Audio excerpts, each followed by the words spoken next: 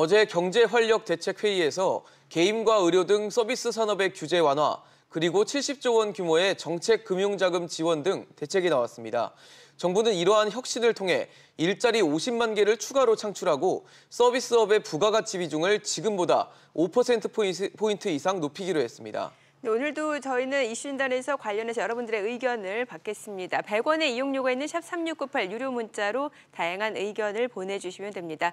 자, 그럼 도움 말씀 주실 분 소개하겠습니다. 중앙대 경영학부 위정현 교수입니다. 어서 오세요. 어서 오십시오. 반갑습니다. 교수님, 어제 이제 발표된 서비스 산업 혁신 전략을 보니까 이 핵심은 서비스업에 대한 지원을 제조업 수준까지 좀 끌어올리겠다, 이런 얘기더라고요. 예, 그 말을 이제 뒤집어 보면 이렇게 볼 수 있는 거죠. 서비스업의 생산성이나 뭐 부가가치 창출이 제조업에 비해서 현저하게 떨어지고 있다. 이렇게 우리가 거꾸로 이제 이런 대책이 나오게 된 배경을 보면 이제 그런 이유를 생각할 수 있겠습니다. 네. 그래서 이번에 이제 정부가 발표한 걸 보면 서비스 부가가치 비중을 5% 늘리겠다. 네. 그래서 2023년까지 대략 한 59% 정도에서 64%까지 끌어올리겠다라고 하고 이제 양질의 일자리도 50만 개 이상 창출하겠다, 이런 어떤 야심찬 계획을 오늘 발표를 했었습니다. 네. 네. 자, 그러니까 우리나라 서비스업 부가가치 비중이 이제 선진국과 비교했을 때 상대적으로 낮다라고 말씀을 주셨는데 그 이유는 어디에서 찾아볼 수 있을까요? 우리나라 이제 부가가치의 어떤 서비스업 부가가치 비중을 보게 되면 대략 한 미국의 한 80%, 그리고 이제 일본도 70%, 뭐 독일, 영국에도 대략 70%에서 영국은 한 80% 뭐 이런 어떤 비중을 보이겠습니다만 전체적으로 부가가치 비중 우리나라는 현재 60% 정도 머물러 있습니다. 그러니까 10%에서 20%의 격차가 벌어지고 있는 것이죠. 근데 그걸 보게 되면 이유로 이제 대략 한 세 가지 정도 생각을 할 수가 있겠습니다. 네. 그래서 하나는 보면 우리나라가 투입 인력이 과다하다는 겁니다. 그래서 그러니까 전체적으로 그러니까 부가가치라는 것은 결국에는 투입 대비 산출을 계산하고 있기 그렇죠. 때문에 네. 그만큼 많은 사람들이 일을 하고 있다는 것은 그만큼 이제 이 부가가치 산출에 있어서 작다는, 쪼개지기 때문에 작다는 걸 의미하고요. 네. 그래서 두 번째로 규모가 영세하다, 이렇게 볼 수 있어요. 그러니까 대표적으로 우리나라는 이제 볼 수 있는 게 예를 들면 슈퍼라든지 지역에 도소매, 뭐 숙박업 이런 소규모 어떤 영세한 어떤 업종들을 볼 수 있습니다만 규모가 영세하기 때문에 생산성 향상이라든지 전체적으로 어떤 부가가치 창출에 있어서 한계를 가지고 있는 것이죠. 그럴 수 있죠. 세 번째로 이야기할 수 있는 건 내부 거래의 비중이 좀 높다는 점, 이 점도 볼 수 있습니다. 즉 대기업들이 자신들의 어떤 계열사를 중심으로 내부 거래를 하고 있기 때문에 결국 상대적으로 다른 어떤 외부에서 진입하기 어렵다라는 것들이 생산성을 떨어뜨리는 하나의 원인이 되고 있습니다. 사실 정부는 이번 그 대책을 내놓으면서 우리 경제가 직면한 어려움을 좀 서비스업 쪽을 통해서 좀 실마리를 좀 풀어보겠다라는 건데, 뭐 내용도 좋고 취지도 좋은 것 같습니다. 근데 이 방안으로 인해서 아까 교수님 말씀하신 부가가치 비중을 높인다거나 아니면 일자리 50만 개, 이거 가능하다고 보십니까? 어떻게 보십니까? 예, 이제 현재 이제 정부의 고민이 그거 같습니다. 전체적으로 이제 부가가치의 어떤 증가 또는 부가가치의 비중이 낮은 곳을 찾아보니까 이제 서비스업이 있었던 거죠. 그러니까 경제가 제조업에 비해 상대적으로 부가가치 쪽이 그러니까 서비스 쪽의 부가가치 어떤 비중이 낮기 때문에 이 부분을 끌어올리겠다는 이야기인데, 문제는 이제 거기에 일자리에 대한 이슈입니다. 현재도 이제 결국 이제 부가가치의 어떤 비중이 낮은 것 자체가 많은 인력이 이제 투입되어 있다라고 이제 말씀을 이제 드렸습니다. 그 또 문제가 뭐냐면 그 증가하고 있는 인력 자체가 계약직이나 이런 비정규직들이 거의 대부분을 차지하고 있습니다. 그래서 향후에도 결국은 이제 이 부가가치를 창출을, 즉 비중을 높이기 위해서는 이런 이제 계약직이라는 부분을 어떻게 이제 이 좋은 양질의 일자리를 전환시킬 것인가, 또는 향후 창출될 일자리를 어떻게 이 양질의 어떤 계약직이라는 어떤 비중을 줄이고, 이런 어떤 이슈가 있습니다만 이 부분에 대한 고민들은 근본적인 해결책은 지금 없습니다. 그래서 그런 상태에서 50만 개라는 그 일자리가 과연 좋은 양질의 정규직 일자리로 나올 것인가는 그건 좀 고민을 해봐야 되는 문제죠. 그러면 두 개가 좀 반대로 가, 지금 일자리 50만 개와 부가가치 5%포인트 늘리는 거는 좀 부딪히는, 상충되는 거 아닌가요? 예, 그 부분이 아마 딜레마일 것 같습니다. 이게 서로 다른 두 마리 토끼가 서로 다른 방향으로 뛰고 있는 상황일 수도 있기 때문에 그 부분을 어떻게 현명하게 해결할 것인지 고민이고 현재 상태에서 보면 사실 뾰족한 어떤 대안은 없는 상태입니다. 네, 사실 지금 경제가 워낙 어렵다 보니까 어찌 보면 좀 더 확실한 그러니까 보증된 방법으로 제조업을 키우는 그런 방안들이 뭐 일자리 창출이나 이런 면에서 더 효과적인 게 아닌가라는 얘기도 나오고 있거든요. 어떻게 보시나요? 근데 이제 이걸 주로 이제 미국의 케이스를 이제 이야기하는 경우 대통령, 예. 많이 이야기하고 있는데 미국과 우리는 좀 경우가 좀 다릅니다. 아. 그런데 왜냐하면 이제 미국의 제조업은 상대적으로 서비스 우리하고 반대로 이제 생각할 수 있겠습니다만 제조업은 서비스업에 비해서 상대적으로 낙후되어 있다.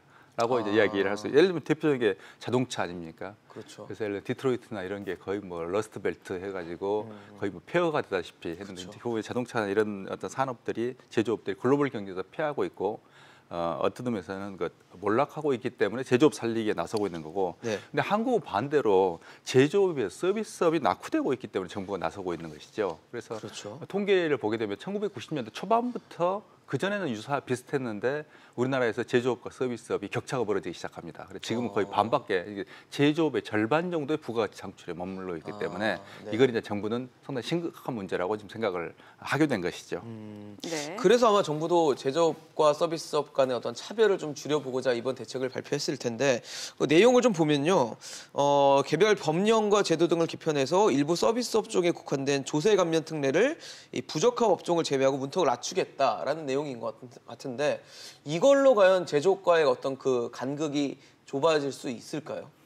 이게 이제 근본적인 해결책은 아닙니다. 하지만 그동안에 상대적으로 이제 서비스 업종이나 콘텐츠 업종에서 계속 이제 문제 제기를 하고 있었던 게 제조업에 비해서 뭐 세금 감면이나 이런 혜택을 못 받고 있다라는 어떤 문제 제기가 많았기 때문에 네. 이번에 그 부분을 이제 수용해서 이런 어떤 개선하겠다는 대책을 발표한 것으로 보입니다. 그래서 이런 부분이 근본적인 해결책은 아니겠지만 네. 도움이 되는 것은 뭐 맞습니다.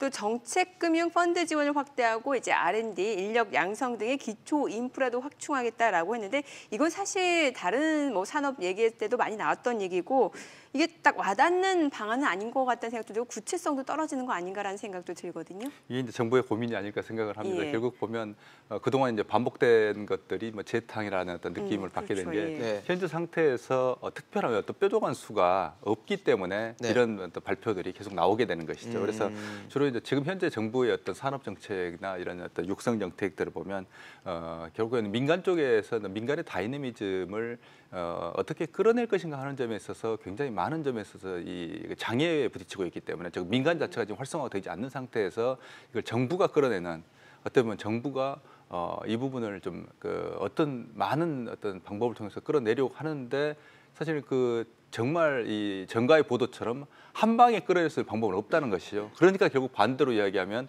여러 가지 방법을 동시에 이렇게 동시다발적으로 제시하면서 이런 산업 전체를 끌어올리고자 하는 이게 정부의 고민이 아닌가 생각을 합니다. 네. 정부는 또 유망 업종에 대한 맞춤형 제도 개선을 시도한다고 하는데 사실 뭐 당연히 특성별로 다르니까 맞춤형을 해야 되는 건 당연한 거 아닌가라는 생각도 듭니다. 근데 눈에 좀 띄었던 게 이 외국인 유치를 위해서 의료 광고 허용 범위를 넓히겠다. 또 외국인 미용 성형 세금 환급을 연장하겠다. 그 얘기는 외국인들이 우리나라에 들어와서 미용 성형이나 이런 걸 많이 하기 때문에 이런 정책을 내놨던 거겠죠. 예, 이제 정부가 그 부분에 대해서 이제 자각을 이제 한 걸로 좀 보입니다. 그래서 우리는 또 미용 또는 성형뿐만 아니라 또 하나 보면 놀랍게도 건강검진. 건강검진이요? 예, 그래서 건강검진 저도 이제 병원에서 건강검진을 할 때 놀랍게도 러시아인이 와서 통역을 데리고 네. 이제 검진을 받고 있는 걸 저하고 같이 검진을 받고 있더라고요. 예. 그래서 깜짝 놀랐는데 네. 근데 그런 것들이 그 병원 측에 물어봤더니 굉장히 많은 사람들이 러시아라든지 동유럽 쪽이라든지 뭐 심지어는 이제 뭐 중국의 어떤 분들도 이제 최근에 이제 오기 시작하는 모양인데 어쨌든 정말 놀랐습니다. 그래서 그거는 우리의 의료 서비스가 좋아서 예, 그런 건가요? 탁월한 거죠. 그러니까 우리가 가격 대비 어떤 퀄리티로 볼 때는 정말 압도적으로 러시아라든지 그런 어떤 해외 일부 국가들에 비해서 좋은 거고 특히 가격 대비로 볼 때도 우리가 이제 미국 같은 경우 의료보험이 적용이 안 되기 때문에 굉장히 비쌉니다만 그런 측면에서 볼 때는 한국의 어떤 건강검진이라는 것도 굉장히 중요한 지금 어떤 산업이 될 가능성이 있는 거죠. 그래서 의료 자체도 지금 어떻게 보면 K 의료 네네. 이렇게 우리가 이름을 붙일 수 있을 정도로 이제 뭐 글로벌 경쟁력을 가지고 지금 올라오고 있습니다. 그래서 그 부분에 정부가 지금 주목 이번에 한 것 같습니다. 네. 자, 우리나라를 방문하는 관광객이 이제 사후 면세점 쇼핑할 때 구매 즉시 이제 환급해주는 한도를 2배 이상 확대하겠다고 했는데 먼저 이제 사후 면세점에 대해서 잘 정리가 안 되거든요. 사후 면세점은 말 그대로 사후에 면세 세금을 그러니까 돌려주는 저희 겁니다. 면세점에서 사면은 바로 그 면세 자리에서, 받고 예. 되지 않나요? 그게 사전 면세점이죠. 우리 사람이 이제 외국에 관광할 때 보통 사고 나중에 면세, 텍스 리펀 받는 맞아요. 게 사후 면세. 예, 그러니까 쉽게 우리가 지금 요즘 국내에도 이제 도입이 돼 있습니다. 예를 들면 우리가 뭐 슈퍼나 마트에 가보면 네. 텍스프리라는 딱지가 붙어 있는 게 있습니다. 텍스프리라는 딱지가 붙어 있는 것은 뭐냐면 일단 물건을 구매하면 네. 예를 들어서 공항이라든지 아니면 특정한 어떤 그 뭐 마트 내 코너에서 그 즉시 현금을 돌려주는 이런 걸 이야기해요. 영수증을 제시하면 돌려주는 이걸 이제 말하게 되는 거죠. 단 이제 조건이 하나 있는 게 사후 면세점 같은 경우는 예를 들어서 그 구매한 상품을 먹거나 뜯거나 사용하거나 이렇게 되면 무효가 되기 때문에 네. 즉 외국인을 위한 거기 때문에 사후적으로 해야 되게 그 상품을 건드리면 안 되는 즉 가지고 나가라는 전제가 깔려 있습니다. 예. 이게 전국에 19,000여 곳이 있다고 하는데 특화 거리도 있고요. 그러면은 이게 사실 사업 초기만 하더라도 특화 거리까지 조성되면은 뭔가 매출 기대감이 있었는데 아직까지는 실질적으로 이어지지는 좀 않나 봐요. 예, 그 근데 문제가 저는 이제- 몰랐거든요. 예, 그게 좀 고민입니다. 그래서 우리나라 정부나 지자체의 고민입니다만 가장 근본적인 이유는 그런 지방이나 지방까지 그 외국인이 안 간다는 겁니다. 관광객이. 그래서 우리나라의 특성은 특히 이제 일본과 비교해 볼 때 그런 특성들이 두드러집니다만 일본은 관광객이 도쿄, 오사카뿐만 아니라 지방에 이렇게 흡수되는 이런 양상을 보고 있는데 우리는 대개 서울에 집중돼 있고 거의 뭐 조금 더 하면 제주도하고 부산 정도지만 그 외에는 어떤 지방은 가지 않기 때문에 아무리 이런 어떤 사후 면세점이라든지 뭐 특화거리를 만들어 놓아 봐야 결국에는 살 사람이 없다는 거죠. 그래서 그게 좀 고민입니다. 그럼 환급 한도를 2배로 확대한다 그래서 뭐 이렇게 조성이 안 됐던 게 갑자기 조성되고 이러진 않을 거 아니에요? 예, 그렇게 보입니다. 그래서 근본적으로는 관광객이 갈 수 있는 그런 매력적인 어떤 포인트, 즉 콘텐츠 매력적인 같은 스팟을 컨텐츠를 만들어내고 그런 게 이제 중요한데 네. 그런 부분이 없이는 반대로 그러니까 아무리 이 면세 한도를 올린다고 해도 가지 않는 사람한테 물건을 그렇죠. 팔 수 있는 방법이 없는 거죠. 네. 그래서 일단 와야지 뭐 물건도 사고 할 텐데. 예, 그래서 그런 부분들이 이런 어떤 일시적인 그 해결책이 아니고 결국에는 지자체하고 협력해서 근본적으로 매력 있는 하나의 지방 도시를 만드는 이게 근본적인 해결책이 될 것입니다. 네.